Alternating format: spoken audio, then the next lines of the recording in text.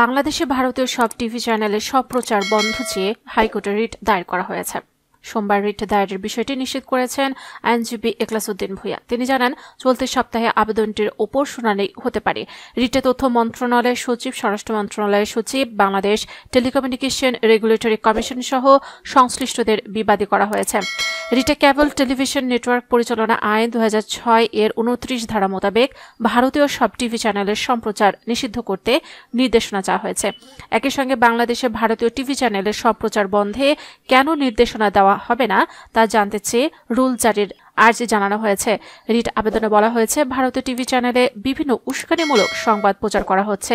এছাড়া ভারতীয় চ্যানেলে বাংলাদেশের সংস্কৃতি বিরোধী বিভিন্ন অনুষ্ঠান অবাধ সম্প্রচারের ফলে যুব সমাজ ধ্বংসের সম্মুখীন।